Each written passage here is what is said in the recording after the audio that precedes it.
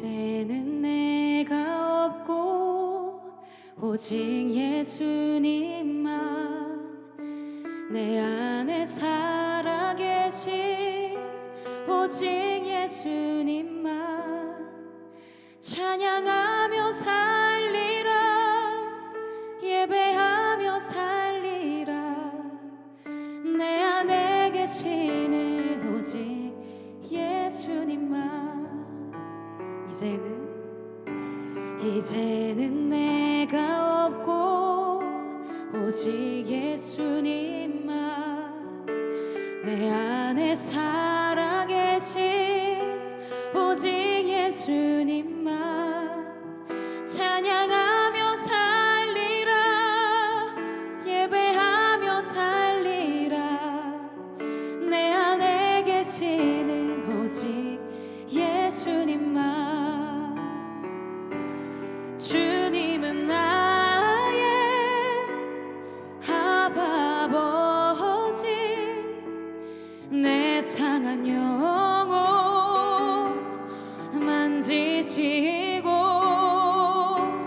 주님은 나의 하늘 아버지 나의 모든 것 주님께 맡기리 이제는 내가 없고 오직 예수님만 내 안에 살아계신 오직 예수님만 찬양하며 살리라 예배하며 살리라 내 안에 계시는 오직 예수님만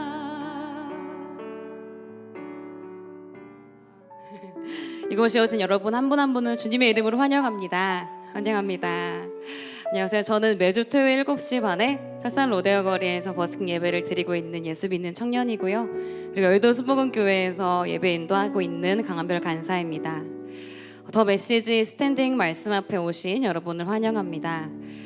오늘 구별이라는 주제로 함께 찬양을 고백했고요. 그리고 이제 이어서 말씀을 드릴 텐데 먼저는 우리를 구별된 자리로 부르신 주님의 은혜, 구원의 은혜를 감사하는 고백으로 그리고 지금 나에게 부르신 모든 자리에서 구별된 자의 삶을 살기를 결단하는 이 시간이 되기를 소망합니다.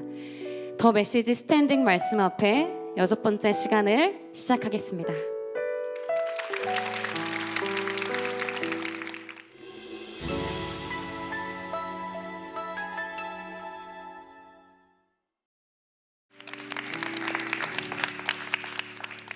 안녕하십니까. 노크교회 박찬열 목사입니다. 새로운 것, 요즘 사람들이 사실 좋아하는 게 뭘까라고 했을 때 새로운 것이라는 이슈가 많이 나오더라고요. 최신을 좋아하고 또 새로운 것이니까 최고, 그리고 최고 속도, 그리고 여러분이 흔히 보는 인스타나 SNS 피드들 계속 새로 고침하시죠. 그죠? 우리는 새로운 것, 이것을 의외로 갈망하고 있고 이미 그것에 노출되어 있는 시대에 살고 있다라고 해도 과언은 아닌 것 같습니다. 저도 새로운 거 되게 좋아합니다. 그래서 여러분들 특별히 휴대폰 같은 경우도 최신을 빨리빨리 유지하기 위해서 샀는데 사는 순간 최신은 이미 아니죠. 바로 다음 휴대폰이 발표되는 순간 낙심하고 그러죠.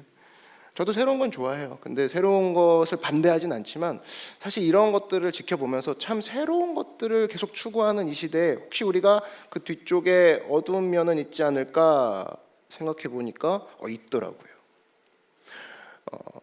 여러분 성경에 보면은 비유 중에 식물 비유가 되게 많고 농부 이야기, 씨앗 이야기, 열매 이야기 되게 많은 걸 발견할 수가 있습니다. 그 공통점이 뭐냐면 오랜 시간이 필요한 거예요. 오랜 시간을 기다려야지만 그 가치를 발견할 수 있고 거기서 수확을 얻고 거기서 새롭게 뭔가를 만날 수 있는 거, 바로 오랜 시간을 겪어야지만 그것을 발견할 수 있는데 요즘 시대는 워낙 빨리빨리, 그리고 새로운 거, 똑같은 거 한 건 너무 질리는 거 아니야?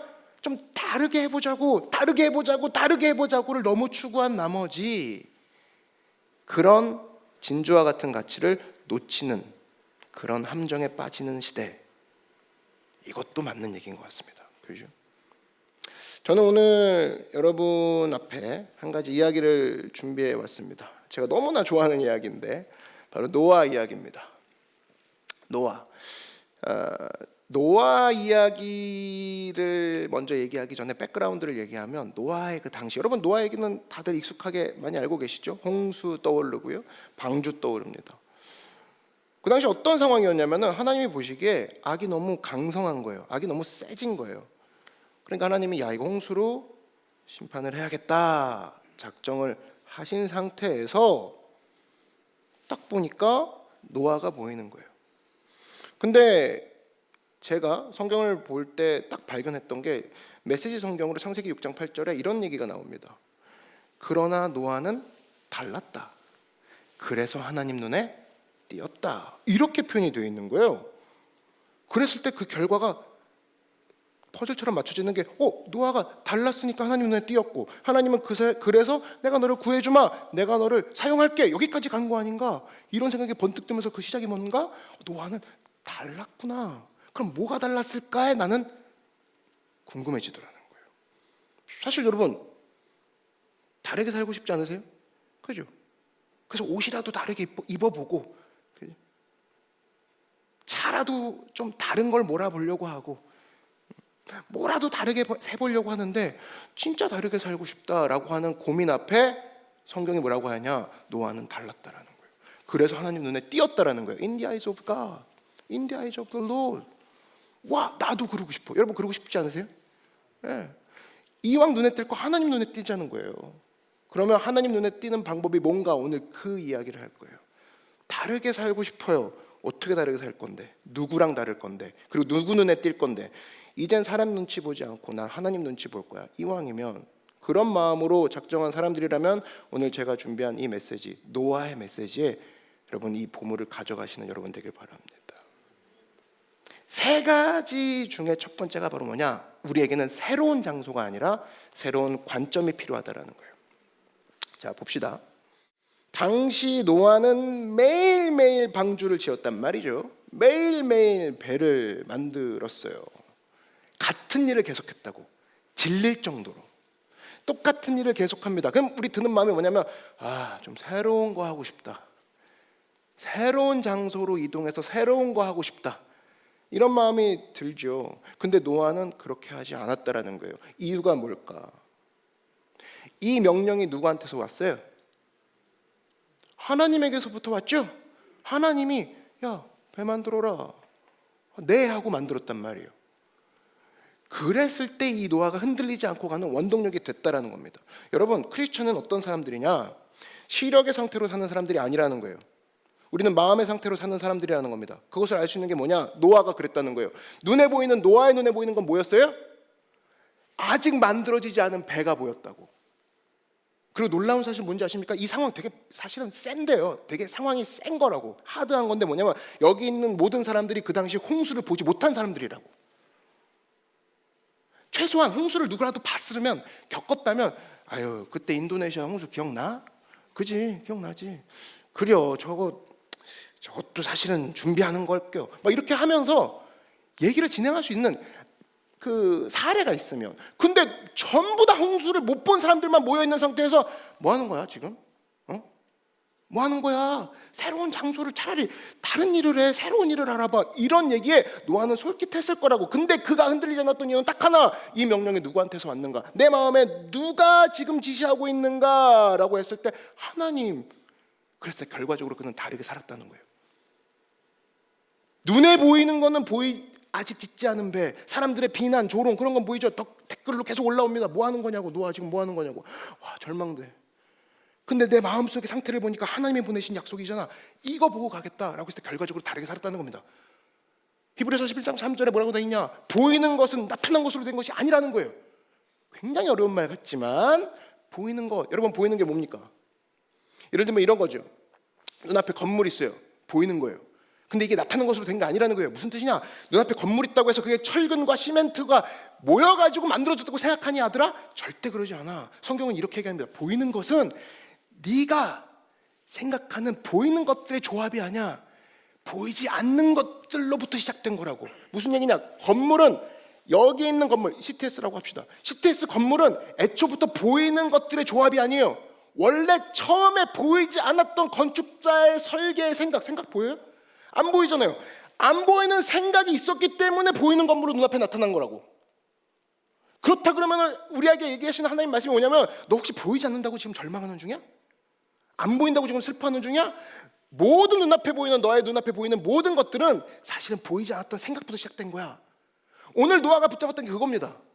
눈에 보이는 걸로 실망할 때, 아들아, 딸아, 눈앞에 있는 모든 것들, 여러분 지금 갖고 있는 핸드폰 보십시오. 핸드폰, 이거 휴대폰이 보이는 전자칩의 조합이 아니라고. 보이지 않는 디자인팀, 보이지 않는 설계자의 생각에서부터 시작된 것을 고려한다 그러면 내가 지금 눈앞에 없다고 해서 절망할 이유가 전혀 없다라는 거예요. 그게 크리스천의 세계관입니다. 그렇다 그러면 우리가 관리해야 될 건 뭐냐? 시력이 아니라는 거예요. 우리는 시력의 상태로 사는 사람들이 아니다.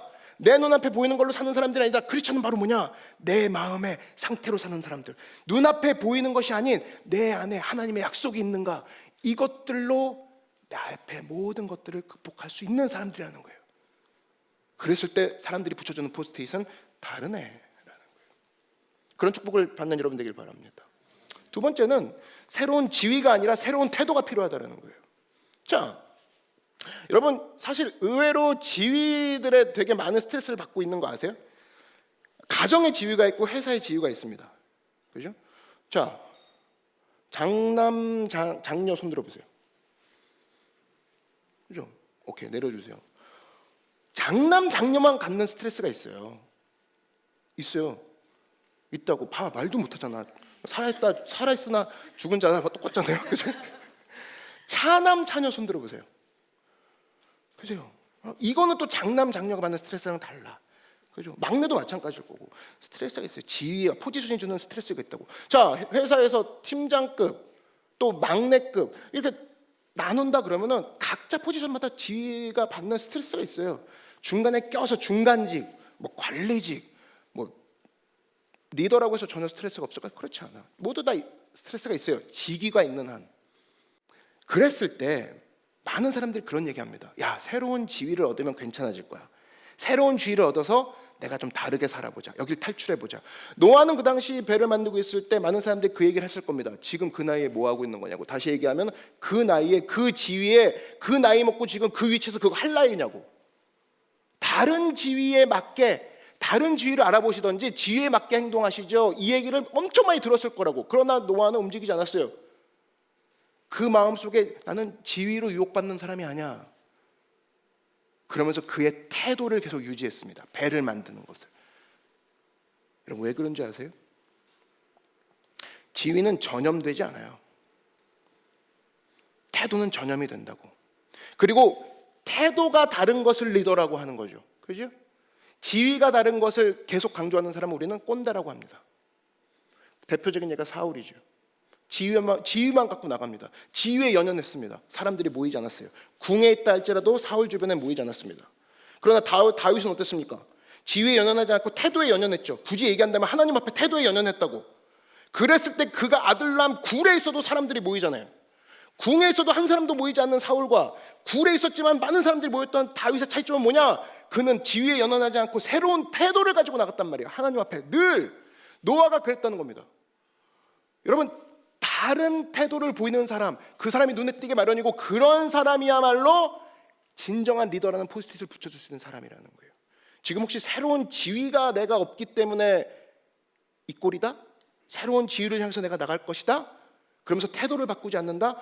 전혀 소용이 없을 거라는 겁니다. 우리에게 필요한 건 새로운 포지션이 아니라 새로운 태도에 갖는, 이것이 내 삶의 중요한 것이라는 걸 깨닫고 나아가는 여러분 되길 바랍니다. 나에겐 새로운 책임질 일이 아니라 나에게는 새로운 헌신이 필요하다는 거예요.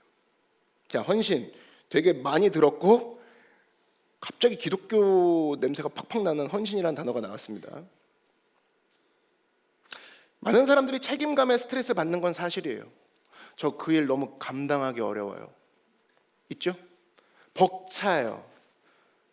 해보니까 너무 무거워요. 요즘 너무 어려워요가 대부분 스트레스라고. 그래서 선택하는 게 뭐냐면 새로운 책임질 일을 주시면 될 것 같아요. 새로운 책임질 일을 향해 나가면 해결이 되지 않을까요?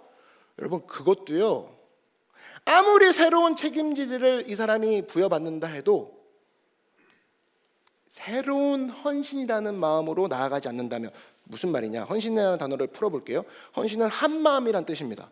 한마디로 마음이 한 가지인 상태에서 어떤 일이든 이것을 부여받으면 일이 되는데, 마음은 두 가지로 나눠져 있는 상태, 헌신이 아니죠. 이 상태에서 책임질 일만 새로운 걸 부여받는다고 해서 일이 풀어지지 않는다라는 거예요. 여전히 헌신이라는 단어에서 어렵게 느끼는 얼굴들이 보여서 헌신을 현대어로 좀 쉽게 푼다 그러면 투자와 가까운 것 같습니다. 투자. 자, 여러분이 지금 관심 갖고 있는 모든 것들, 여러분들이 흥미롭게 여기는 모든 것들은 사실은 여러분들이 이미 투자한 것들이에요. 나는 살을 빼야 돼, 나는 몸이 건강해야 돼, 막 이런 얘기를 해도 아무리 해도 내가 투자하지 않으면 허공으로 사라지고 내년 송구영신 예배 때 다시 한번 그 얘기를 하게 될 겁니다. 그러나 오늘부터 갑자기 몸에 내가 투자를 합니다. 그러면 몸에 흥미를 갖기 시작해요. 진짜네? 들어갔네 배가. 옷에 투자하는 사람이요, 당장 옷에 흥미를 느끼기 시작합니다. 옷에 관심이 보이기 시작할 거예요. 그죠? 마찬가지입니다. 약속하지 않은 결혼이 위험한 이유가 바로 그거예요. 결혼에 내가 투자하기 시작할 때 결혼이 그때부터 관심 있게 보이기 시작하고 결혼 관계, 부부 관계가 흥미롭게 보이기 시작해요. 근데 약속하지 않은 그런 관계를 계속하는 것은 더 이상 책임질 일, 투자할 일이 없기 때문에 더 이상 관심과 흥미가 멀어지기 마련입니다. 그래서 여러분, 새롭게 변화되는 부부 관계들을 한번 보십시오. 내가 당신에게 요즘 책임을 많이 못 진 것 같아. 새롭게 책임질 남자를 알아볼게. 이런 사람 있습니까? 없죠. 언제 변화돼요? 그 부부관계가 내가 다시 새롭게 헌신할게. 다른 말로 완전히 내가 부부관계에 이제 투자할게. 그때부터 부부관계가 바뀐다고. 내가 요즘 내 아이한테 투자 못하는 것 같아. 책임을 많이 못 지는 것 같아. 그래서 내가 옆집 아이한테 이제 새로운 책임을 갖고 가기 시작했어. 그런 부모가 없죠. 어떻게 할 때 아이가 바뀌어요? 얘야, 미안하다. 이제 아빠가 엄마가 집중적으로 너에게 투자하마, 집중적으로 너에게 헌신하마 할 때 애와 부모의 관계가 바뀐다고. 그럼 우리에게 필요한 건 새로운 책임질 일을 구하는 게 아니라 새로운 헌신의 마음이 필요하더라는 거예요. 근데 여러분, 이게 참 힘듭니다. 왜 힘들었을까? 왜 힘든다고 얘기할까? 너무나 이 이야기가 왜 우리에게 재밌게 들리는 건 그 당시 많은 사람들이 노아한테 했던 방식으로 지금도 우리는 공격받고 있다는 거예요. 뭐예요? 계속 뭐라고 합니까? 주변 사람들이, 야, 새로운 일 알아봐. 그냥 새로운 장소로 가. 그냥 새로운 지위를 달라고 그래. 세상 사람들이 지금도 얘기하는 게 뭐냐면 노아 시대 때 사람들과 똑같아요. 그냥 노인 양반, 그냥 새로운 거 하세요. 그냥 그럴까? 너무 똑같은 거니까 질리지. 내가 질리지. 그게 뭐야? 당신이 그 지위에 만족하지 마. 다른 지위로 가. 다른 책임질 일을 맡으라고. 그게 사탄의 유혹이라는 거예요. 그게 세상의 유혹이라는 겁니다. 우리는 이 시간 노아를 통해서 배울 수 있는 세 가지, 정리한다 그러면 그거죠. 나는 지금 새로운 장소가 필요한 게 아니라 새로운 마음의 관점이 필요하다. 나는 하나님의 말씀이 내 안에 들어와 있는 사람이다라고 움직일 때 사람들이 비로소 평가하기를, 다르구나. 나한테는 지금 새로운 지위가 필요한 게 아니야. 나한테는 새로운 태도가 필요하다고. 그랬을 때 그 태도가 전염되기 시작한다. 그 태도가 다르기 시작할 때 리더라 칭함받고 하나님이 나를 보기 시작할 것이다. 태도로서 난 증명하겠다. 그리고 또 하나, 나는 새로운 책임질 일을 향해 내가 간구하는 인생이 아니라 내게 주신 자리에서 헌신하며 내게 주신 자리에서 전적으로 투자하며 그곳 가운데 바뀌는 것을 내가 구하며 갈 것이다. 이 모든 것들을 하고 있는 여러분에게 나중에 부여될 아름다운 칭호는 노아에게 주신 칭호와 마찬가지로, 그러나 너는 달랐다. 그러므로 in the eyes of the Lord, 하나님의 눈에 띄었다. 이런 칭찬을 받는, 그래서 다르게 살아버리고 마는 여러분 되길 주의 이름으로 축원합니다.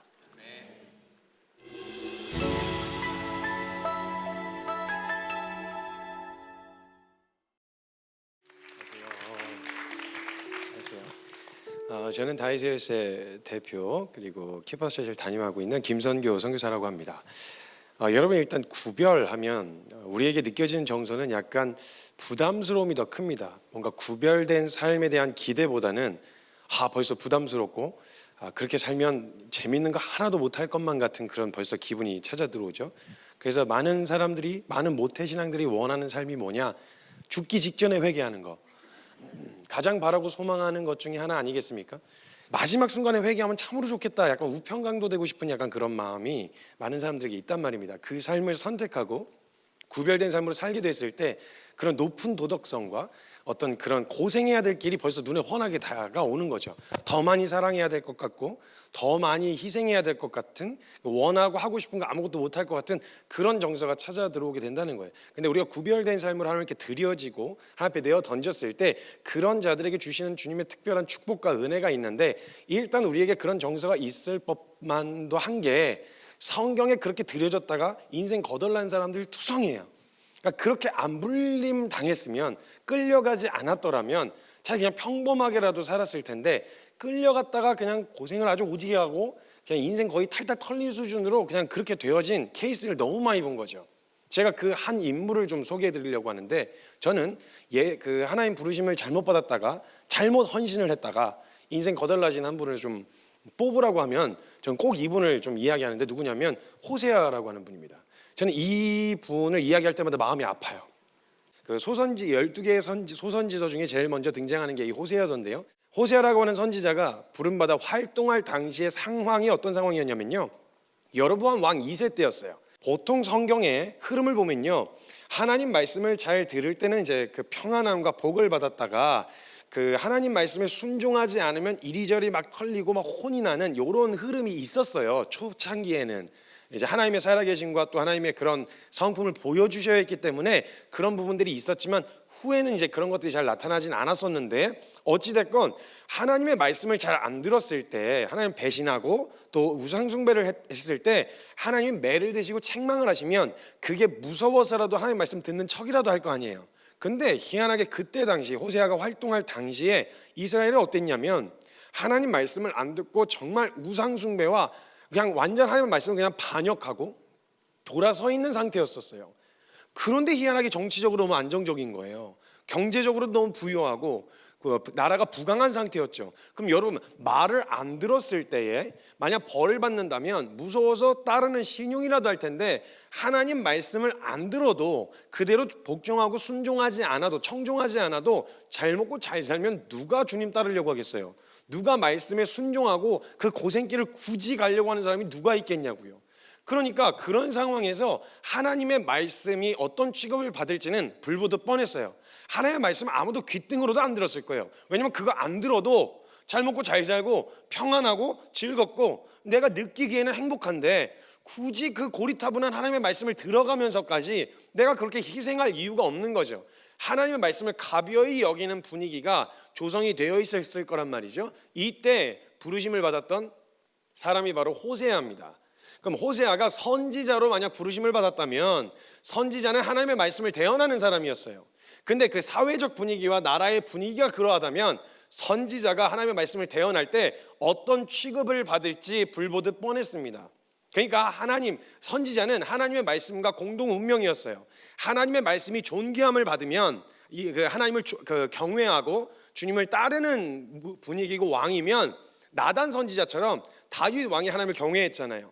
대우를 받을 거란 말이죠. 그런데 만약에 하나님을 대적하고 반역하는 분위기가 대세를 이루고 있을 때는 그 하나님의 말씀을 무시하는 것과 동시에 대언하고 있었던 선지자의 취급도 똑같이 그렇게 되어졌었단 말이죠. 그런데 그런 상황 가운데서 호세아가 부르심을, 콜링을 받아요. 내가 널 좀 쓰고 싶다. 하나님이 이렇게 부르시는 거죠. 부르시는데 우리가 제일 신경질 나고 짜증나는 지점이 이 지점 아니겠어요? 하나님 부르실 때 뭐에다 쓸지 알려주고 부르시면 얼마나 좋아요. 근데 그런 거 잘 안 알려주시고 부르신단 말이에요. 그럼 여러분 불안하잖아요. 불안하단 말이에요. 옆에 만약에 어떤 친구가 야, 나 이것 좀 내 부탁 좀 들어줄 수 있어? 라고 물어보면 여러분 뭐라고 대답하시겠어요? 무슨 부탁? 내용을 알아야 될 거 아니에요. 그냥 그런 거 묻지 말고 그냥 들어줄 수 있어? 그냥 무슨 부탁? 이렇게 재차 확인하게 되는데, 하나님이 날 쓰시고 싶다고 하시면 어디다 쓸지를 알려주고 부르시면 좋은데, 주님이 흔히 부르시는 방법이 내가 널 좀 쓰고 싶다. 어디다가요?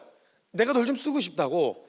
어디다가요? 그러니까 불안해 죽겠는 거예요. 그리고 마지못해 순종은 하긴 했지만 그 이후에 무슨 일이 펼쳐질지 모르니까 이게 두려움이 찾아들어올 수밖에 없어요. 그런데 하나님께서 호세아를 부르실 때 내가 널 좀 쓰고 싶다라고 말씀하셨는데 주님이 그 다음에 어떻게 쓰실지에 대한 설명을 안 해주셨는데 호세아가 오케이를 해버린 거예요. 그리고 호세아는 나름대로 인식이 있었어요. 선지자, 그럼 어떤 모습으로 살지 대충 연상되는 삶이 있었단 말이죠. 자기의 선배 사역자들과 선지자라고 부름받은 사람들이 어떻게 살았냐?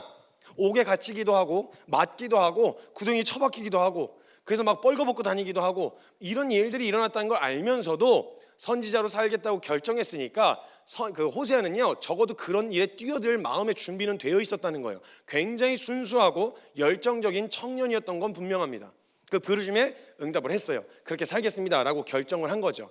그 다음부터 큰일이 난 겁니다. 하나님이 분명 나를 그렇게 부르신 다음에 이런 식으로 대언해야 될 메시지를 주실 줄 알았어요. 대언해야 하는 선지자니까. 근데 메시지는 안 주시고 대뜸 이상한 명령을 내리시는 거예요. 호세아서 1장 2절 말씀에 보면요, 너는 가서 음란한 여자를 맞이하여 음란한 자식을 취하라. 이 나라가 여호와를 떠나 크게 음란함이니라 이렇게 적혀 있어요. 처음 하신 말씀이에요. 첫 명령이에요. 뭘 가서 말씀을 대언하라는 것도 아니고 첫 명령인데 이 말을 쉽게 풀면 이거예요. 너 가서 결혼해라. 오, 결혼하라는 말은 너무 좋은데 대상을 주님이 정해주시겠다 이 말인 거거든요. 그럼 제가 말씀드렸지만 그 하나님이 사람 보시는 기준이 우리하고 좀 다르단 말입니다.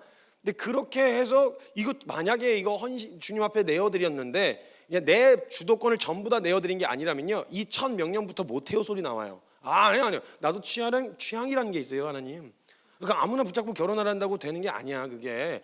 좀 알아가고 연애도 좀 하고 이런 걸 알아가야지 뭘 결혼을 하지. 대뜸 하라 그러면 어떻게 하겠냐고요. 이거 원래 못해요. 근데 여기에다 오케이를 잘못 던져버린 거예요. 그래서 여러분 진짜 신중하셔야 돼요. 하나님이 너무 감동을 주실 때 아멘을 갑자기 그냥 급하게 하시면 잘못 불려갔다가 인생 거들나는 수가 있습니다. 신중하고 오늘은 아멘 조심하세요. 마음에 감동이 오시더라도 신중에 또 신중을 기하셔야 돼요. 그 끌려갔다가 어떤 일이 감당할지 모른단 말이에요. 그 찬양하실 때 못 모르고 같이 따라 부르시고 그러시면 큰일 나요 여러분. 이 찬송가 가사가 얼마나 극단적이고 얼마나 직관적인지 아십니까? 그거를 갖다가 내용도 모르고 그냥 감동받았고 멜로디에 따라 불렀다 큰일 나는 거예요. 제가 몇 개 경계해야 될 찬양 2가지 정도 가르쳐 드릴 테니까 이거 부르실 땐 정신 바짝 차리시고 신중하셔야 됩니다. 그 주님 뜻대로 살기로 했네라는 찬양이 있습니다. 여러분 이거 진짜 조심하셔야 돼요. 그 가사가 아주 흉악합니다. 주님 뜻대로 살기로 했네, 주님 뜻대로 살기로 했네, 뒤돌아서지 않겠네. 무슨 일이 기다릴 줄 알고 벌써 뒤돌아서지 않겠다 그러냐고요. 여지는 남겨놔야 될 거 아니야. 구멍이라도 만들어놔야지. 그 2절은 더 흉악합니다. 세상 등지고 십자가 보내, 세상 등지고 십자가 보내, 뒤돌아서지 않겠네. 3절은 더 흉악해요. 이 세상 사람 날 몰라줘도, 이 세상 사람 날 몰라줘도 뒤돌아서지 않겠네. 이거 정말 무서운 거예요. 그리고 진짜 위험한 찬양이 한국 찬양입니다. 한국 사람들 정말 위험해요 여러분. 조심하셔야 돼요. 그 진짜 위험한 찬양 첫 번째가 그 1위로 뽑는 게 뭐냐면 저는 그렇게 생각합니다. 그 주님 말씀하시면이라는 찬양이 있습니다. 그 가사 보면 정말 무서운 고백이에요. 주님 말씀하시면 내가 나아가리다. 주님 뜻이 아니면 내가 멈춰서리다. 나의 가고 서는 건 주님 뜻이지 내 뜻 하나도 없다는 거예요. 가람 가고 서람 서겠다 이 말이에요. 오 주님 나를 이끄소서. 이야 이거 여러분 이거 진짜 이건 정신 바짝 차리고 부르셔야 돼요. 만약 자신이 없으시잖아요. 여러분 가운데 만약 이 고백을 할 자신이 없으시다면 여러분 일단 예배는 가야 될 거 아니에요. 그리고 그 앞에서 입 안 벌리고 가만히 있으면 불경건해 보이잖아요. 입은 열어야 돼요. 그러나 이걸 좀 피해갈 수 있는 구멍을 좀 마련해 드리도록 하겠습니다. 그 찬양이 흘러나오면 가장 중요한 부분을 허밍으로 부르시면 됩니다. 허밍으로. 주님 최대한 감격하는 표정은 지으세요. 내가 주님 이렇게 하면은 주님이 너 그때 내 뜻대로 살기로 했잖아 이야기하셨을 때 빠져나갈 구멍이 있는 거예요. 아니야 다시 들어보실래요? 주님 나 그 부분 안 불렀다고 빠져나갈 구멍이 있단 말입니다. 잘못 헌신했다 끌려갔다 끝이에요. 호세아 불려갔다 끝인 거예요. 그 명령 그대로 수행해야 되는 거예요. 이런 두려움이 있는 거예요. 뭐 했다 쓸지를 모르겠으니까 그 구별된 삶으로 살겠다고 결정하기가 너무 어려운 거죠. 결혼을 하래서 좋은 줄 알았는데 그 뭔가 느낌이 좀 쎄해요. 앞에 수식어가 좀 이상해. 음란한 여자를 맞이하여 결혼을 하래요. 거기서 등장하는 음란한 여자가 고멜이라고 하는 여자입니다. 근데 이 고멜이라고 하는 여자가 캐릭터상 세속의 끝판왕이에요. 진짜 잘 노는 언니, 정말 기센 언니 있죠. 그 캐릭터고, 호세아는 순진무구 순수 청년, 교회하고 집 밖에 모르는 그 순수 청년 있잖아요. 약간 느낌이 이렇게 기타 메고 항상 교회에서 사는 오빠, 교회 오빠, 완전 그냥 교회 오빠, 완전 잘 노는 센 언니. 이 두 어울리지 않는 커플을 한번 생각해 보세요. 말이 안 되는 일이에요. 첫 만남부터 꼬이는 거예요. 첫 만남부터.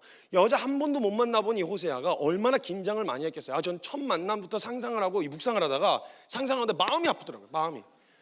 그 여자 뭐 잘 모르는 호세아 선지자가 먼저 가갖고 미팅 장소에서 기다리고 있었는데, 웬 도도하게 완전 올블랙으로 새까만 양가죽 옷을 입은 웬 여자 하나가 저쪽에서 뚜벅뚜벅 세속적으로 걸어오는 거예요. 아니길 바랬는데 호세아 앞에 서더니 호세아 이래서 묻는 거죠. 그래갖고 끌려 들어가갖고 가서 앉았는데, 그때부터 호구 조사를 당하기 시작했어요. 그래갖고 그때는 뭐 이동 수단이 낙타였으니까 오빠 낙타 있어 뭐 이런 거만 물어보면서 호구 조사를 당하면서 기가 잔뜩 빨렸어요. 결혼식 한번 상상해 보세요. 고멜 쪽 친구들은 어떤 친구들이었겠어요? 그냥 잘 노는 그냥 세속의 끝판왕 그 고멜 쪽 친구들. 그리고 호세아 쪽 친구들은 또 그 순진무구한 호세아의 친구들이니까 준선지자급 친구들 아니었겠어요? 그래서 막 우와 호세아가 결혼하는데 우와 이러면서 그냥 와가지고, 그리고 이쪽에서는 이미 파티가 벌어났어요. 막 일어나고 막 난리가 났는데, 그 상황 가운데서 이 호세아가 결혼을 했단 말입니다. 결혼한 다음에도 문제야. 첫날 밤 뭐 어떻게 되는지 알아야지 호세아가. 그러니까 뭐 이러고 있는데 이 고멜은 너무 그런 걸 많이 해보고 잘 알고 있어서 분위기를 막 리드하는 거예요. 저쪽에서 갑자기 촛불 하나씩 끄면서 다가오네. 뭘 하자는 건지 알 수가 없는 거야. 앞에 와갖고 이러면서 이제 끄면서 다가오는데, 손을 내밀길래 호세가 뭐 기도하자는 줄 알고 붙들고 같이 주여 한번 부르짖고 기도합니다 하고 막 이게 분위기가 엉망진창인 거예요. 근데 이 고멜이 그때부터 이 호세아랑 같이 살면서 고멜은 이 재미를 충족시킬 수 있다고 생각했는데, 호세아랑 같이 사는데 이 구별된 호세아의 삶이 자기의 재미를 충족시켜 주질 못하는 거예요. 그러니까 이 호세아가 호세아가 아니라 고멜이 밖으로 나돌기 시작합니다. 재미없는 거야. 같이 있으면 재미가 없어. 그래서 밖으로 나돌기 시작하다가 그렇게 점점 귀가 시간이 늦어지던 어느 날, 호세아가 기다리고 있던 날이 계속 기다리고 있는 시간들이 늦어지기 시작했어요. 그럼 어느 날 고멜에게서 이상한 신체 변화가 일어나기 시작합니다. 갑자기 뭐 음식 냄새를 맡더니 막 이러는 거예요. 그래갖고 왜 그런가 나중에 봤더니 이 고멜이 임신을 해갖고 들어온 겁니다. 남의 씨를 베다가. 저 마음 같아서는 거기서 별로 끝이에요. 거기서 바로 끝입니다. 근데 이 하나님 앞에 자신의 삶의 전부를 내어드린 호세아는 중간에 멈출 수가 없는 거죠. 주님이 그만하라고 하실 때까지 해야 되는 거예요. 그래서 어떻게 해요? 받아줬죠. 받아주면요 고마운 줄 알아야 되지 않습니까? 근데 고마운 줄도 모르고 애를 낳더니 몸을 좀 추스리고 나서 다시 또 밖으로 놔둡니다. 그렇게 셋을 낳아요. 그동안 호세아가 야 이거 해도 너무한 거 아닙니까? 나 선지자인데, 나 선지자로 살아야 되는데 이게 뭡니까? 나 애나 보고 있어 지금. 이거 꼭 이렇게 해야 됩니까? 그리고 너무 잔인하신 거예요 하나님이. 그 바쁘신 주님이 부를 땐 나타나지도 않으시다가 갑자기 뜬금없이 등장하셔갖고 애들 이름을 지어주고 가세요. 그 바쁘신 주님이. 갖고 이름을 장난스럽게 지어놓고 가세요. 호음란, 뭐 호반역 이렇게. 호세아 성이 호시라 그러면 막 호죄인 뭐 이런 식으로 짓는 거예요. 뭐 호롤롤롤롤 뭐 이런 식으로. 그러니까 이걸 장난스럽게 그렇게 지어놓고 가세요. 호세아는 기가 막힌 거예요. 근데 그만하란 말씀이 없었으니까 그냥 하고 있었단 말입니다. 그러다 어느 날 아침에 눈을 떴는데 집이 휑해. 알고 봤더니 고멜이 돈 될 만한 거 싹 다 들고 나른 거예요. 야, 이 기가 막힌 상황. 그럼 고멜이 도망간 거니까 자기는 그냥 내가 도망가라고 한 것도 아니고 내쫓은 것도 아니니까 이쯤 하면 됐다 하는 생각 들지 않았겠어요? 그렇게 시간이 지나가던 어느 날 도망쳐서 그 아픈 기억이 지나갈 때쯤 하나님이 등장하셔서 호세아를 부르세요. 이젠 부르면 무서워. 호세아야, 네, 너 고멜 기억나냐? 어찌 잊으리오 그 여자를. 그래서 네 기억납니다 그랬어요. 그랬더니 하나님이 그 고멜이 지금 저 인신매매 시장에서 은 15에 보리 한 홈에 반에 팔려가고 있어. 거기까지 얘기하신 다음에 우리 하나님께서 잘했지? 너 인생 아주 내가 그 인생 아주 거덜내놨어.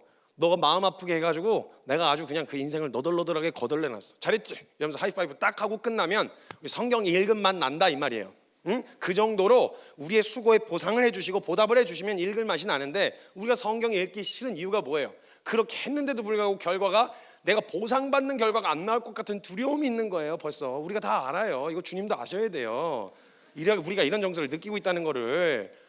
근데 거기까지 얘기하셨으면 좋았을 하나님이 갑자기 호세아에게 호세아야, 너가 가서 네 돈 주고 다시 사와라. 너무 잔인하시지 않아요? 여기까지는 너무 잔인하게 느껴졌어요. 근데 호세아는 다른 길이 없어요. 왜? 구별된 삶으로 헌신했으니까. 그래갖고 그 은 15가 보리 한 홈의 반을 싣고 인신매매 시장으로 갑니다. 인신매매 시장에서 은 15 보리 한 홈의 반 그 가격으로 선지자의 손에 살 수 있었다는 말은 무슨 말이냐? 아무도 안 산다는 거예요. 가치가 있는 노예들은 돈을 더 얹어서 경매로 사가고 그랬는데 그 은 15 보리 한 홈의 반에 선지자의 손에 살 수 있었다는 말은 아무도 사지 않았다는 거예요. 완전히 망가져서 살 가치가 없었다라는 거죠.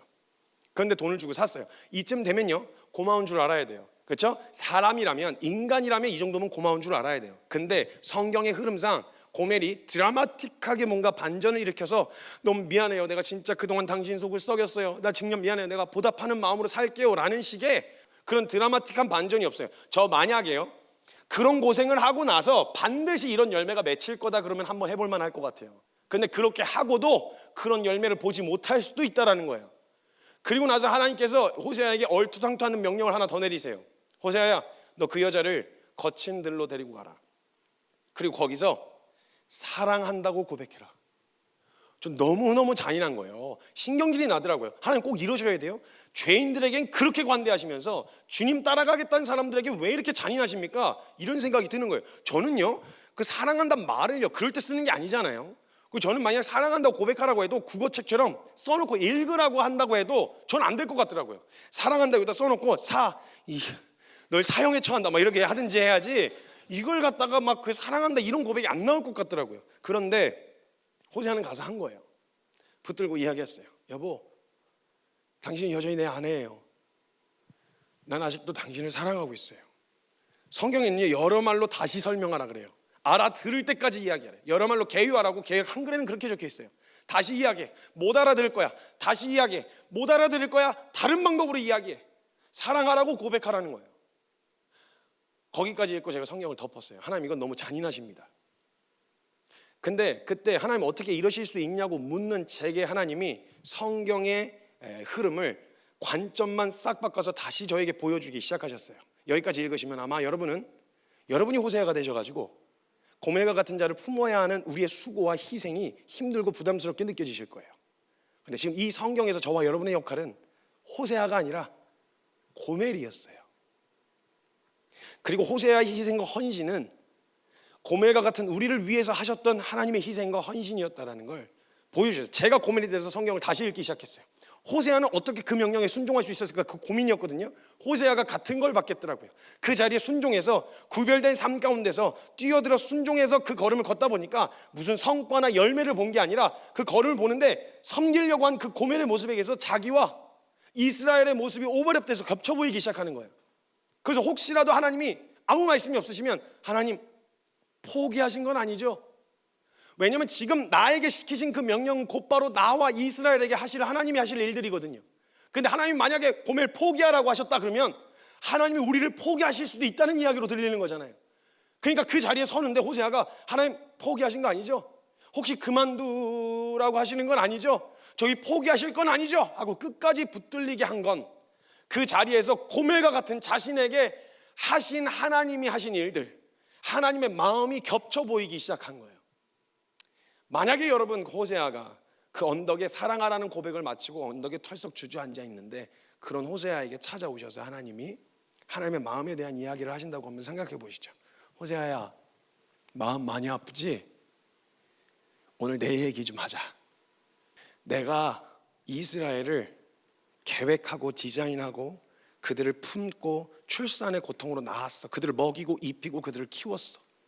근데 어느 날부턴가 그들이 나를 떠나서 다른 우상들과 다른 이방 신들 앞에 엎어져서 자신의 몸을 팔더라고. 하지 말라고 다그치고 매도 들고 혼도 내봤어. 안 듣더라고. 돌아오라고 아무리 외치고 타이르고 어르고 달래봐도 안 듣더라고. 그래서 혹시나 내 말로 해서 못 알아듣나 싶어 내 사랑하는 종들을 시켜서 내 마음이 어떤 마음인지 가서 전했더니 그 종들을 잡아 죽이고 옥에 가두고 그들을 핍박하더라고. 그래서 진짜 이것들 안 되겠다. 야, 이것들 가능성이 없구나. 그냥 다 쓸어버려야 되겠다. 너네가 알아서 해. 니네 살든지 죽든지 니네가 알아서 해라 하고 확 포기하고 마음을 딱 돌아서려고 하면 그 내가에다 애놓고 온 것 같이 마음에 긍휼이 불이 붙어가지고 내가 도대체가 이들을 포기할 수가 없다. 여러분 성경 읽어보세요. 구약에 마치 하나님이 이중인격 같아요. 어쩔 때는 막 심판하겠다, 쓸어버리겠다, 죽여버리겠다 이래요. 근데 그 뒤편으로 가면 그래도 청종하고 돌이키면 내가 언제든지 널 다시 품을 거야, 용서할 거야, 회복시킬 거야. 이게 항상 같이 딸려와요. 그 포기할 수 없는 마음을 호세아에게 알려주신 다음에, 호세아야, 너 그 마음 뭔지 알겠지? 내가 말하는 지금 이 마음이 어떤 마음인지 알겠지? 가서 좀 이 마음 좀 전해줄래? 가서 이스라엘 백성들에게 좀 가서 전해줘 라고 이야기를 하는데, 여러분, 그 하나님 앞에 구별된 자로 서는 자에게 주시는 가장 그 축복이 뭐냐? 하나님의 마음을 알려주세요. 하나님의 어떤 마음이신지를 알려주세요. 여러분, 하나님이 선지자를 쓰실 때 메시지만 덜렁 주지 않으세요. 그 메신저의 삶을 메시지로 만드세요. 그래서 그가 그 삶으로 경험한 하나님 아버지의 마음을 들고 가면 무슨 이야기 할까요? 호세아가 가서 무슨 이야기를 했을까요? 우리 잘 먹고 잘 살 수 있는 축복받는 이야기 할까요? 아니면 예수 믿어서 이렇게 되어졌다, 복 받아서 이렇게 됐다, 뭐 그런 얘기 할까요? 제일 먼저 그게 실제로 일어날 수 있는 일이라고 하더라도 호세아가 그 마음을 알았다면 제일 먼저 외쳤을 외침이 있었을 거 아니에요. 가서 외치는 거예요. 호세아서 6장이 저와 여러분들 성경에 기록되어 있기는 여러 가지 관점이 있지만, 백성들의 불성실한 회개라고 보는 관점도 있고 호세아의 절규로 보는 사람들도 있지만, 그게 만약 호세아의 절규였다면 여호와께 돌아가자는 외침이 그냥 형식적으로 돌아가자는 말은 아니었을 거예요. 그 마음 가운데 부어진 하나님 아버지의 마음을 경험한 그 호세아가 이스라엘 백성들을 향해서, 야, 우리 여호와께로 돌아가자. 우리 돌아가야 돼. 진짜 우리는 그러면 안 돼. 우리가 어떤 사랑 입었어? 우리가 어떤 은혜 입었어? 여호와께로 돌아가야 돼. 그 절규가 하나님의 마음을 경험하여 알게 된 호세아에서 외쳐진 그 절규가 호세아서에 기록되어 있습니다. 우리가 주님 앞에 뭔가를 드린다, 우리가 주님 앞에 뭔가 희생한다, 아니요, 우리가 하나님 앞에 드릴 수 있는 건 없습니다. 근데 하나님이 굳이 그 자리에 저와 여러분을 부르시고 구별된 자로 부르시는 이유는 도덕적으로 살아라, 많은 열매와 업적을 맺어라, 열매를 맺어라가 아니라 그 자리에서만 볼 수 있는 하나님 아버지의 마음을 가르쳐주고 싶으신 거예요. 사랑할 수 없는 자를 사랑하기 위하여 처절하게 몸부림치고 봤더니 사랑할 수 없는 나를 사랑하셨던 하나님의 사랑의 의미와 그 가치를 알게 되고, 울며 그들을 품기 위해 몸부림쳐봤더니 용서할 수 없는 나를 끝까지 품고 용서하셨던 하나님의 용서가 어떠한 것이었는지를 알게 되어지는 축복이요. 그 자리에서 저와 여러분에게 하나님 아버지의 마음을 가르치실 겁니다. 그 마음을 알고 싶은 소망함이 있다면 헌신하십시오. 그 자리에서 하나님의 마음을 알게 되실 겁니다. 우리 하나님의 마음을 품고 사는 구별된 그리스도인이 되시기를 주님의 이름으로 축복합니다.